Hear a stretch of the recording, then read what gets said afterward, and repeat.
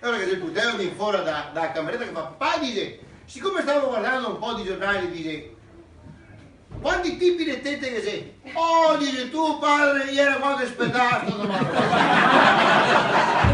sentate qua che non sia vero, sentate qua. Io ero in fuori su moglie, ieri io lavavo i piatti, non mi guardi, dico, ma senti, ma di lei, scusa che dici è piccolo, sta buono a dire perché adesso è il caso di spiegare.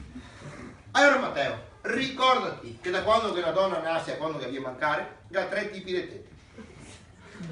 Da nascita ai 30 anni è come di meoni, non c'è problemi. E dopo? Sta buona la porta è fuori, dai 30 ai 60 è come le pere, è ancora saglia, ma è un pelo più lunghette. Allora dici al picco te devi spiegare questa roba qua. E dopo dice dai 60 in poi è come le cipolle. Cosa deve dire papà? Che quando che si cava lì se non ti viene a piangere. Aspetta. E ora vieni fuori a puttano e che fa? Stai zitto tu che va. Mamma dice quanti tipi di ciccio che sei? Vieni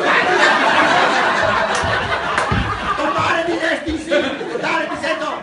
E ora Alessia, da quando che un uomo nasce a quando che viene a mancare ha 3 tipi di ciccio. Da nascita ai 30 anni è come una quercia.